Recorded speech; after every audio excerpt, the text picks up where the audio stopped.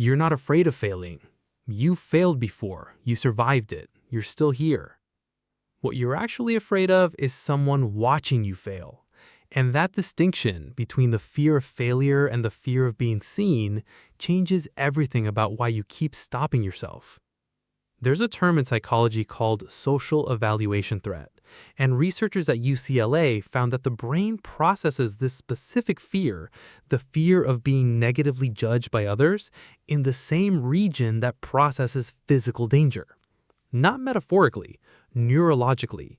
Your brain cannot tell the difference between a lion and an embarrassing YouTube video. Here's how you know this is true for you specifically. Think about the thing you've been putting off. The business, the video, the book, the conversation. Now ask yourself honestly, if nobody you knew would ever see it, if it was completely anonymous, if there was zero chance of someone you respected seeing you try and fall short, would you still be as scared?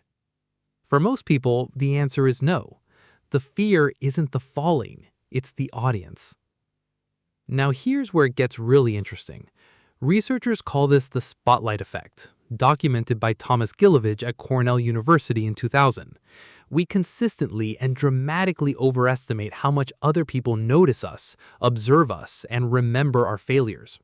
In study after study, participants believed far more people noticed their mistakes than actually did.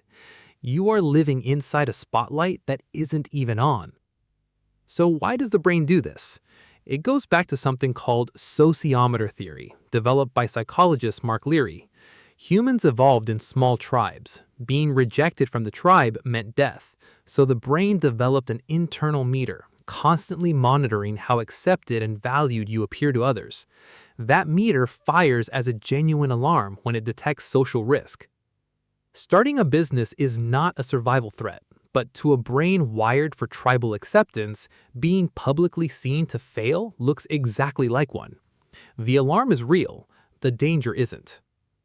In Gilovich's original spotlight effect study, they had participants wear an embarrassing t-shirt into a room of people. The participants estimated that about 50% of people in the room noticed the shirt. The actual number, 23%, less than half of what they feared. And crucially, of the people who did notice it, almost none of them remembered it an hour later.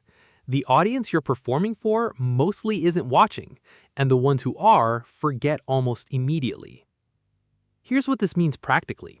The people who seem fearless, who post the content, launch the thing, have the difficult conversation, they're not less afraid of failing. They've just recalibrated who the real audience is.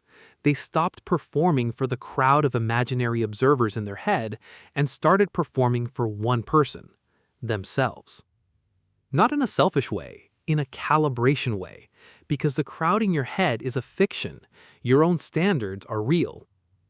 There's one more thing the research shows that I think is the most useful part of all of this. The antidote to social evaluation threat isn't confidence, it's self-compassion.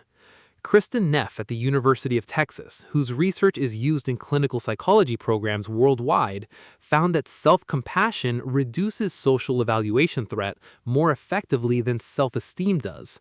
Because self-esteem is contingent on performance, self-compassion isn't. When you know you'll be okay, regardless of the outcome, the audience stops mattering. You've been telling yourself you're afraid of failure. That story keeps you comfortable because failure feels like a real risk worth avoiding. But you've failed before, plenty of times, and you're fine. What you haven't done is let yourself be seen trying at something that actually matters to you. That's the real fear. And the only way through it is the same way through every fear. You go anyway.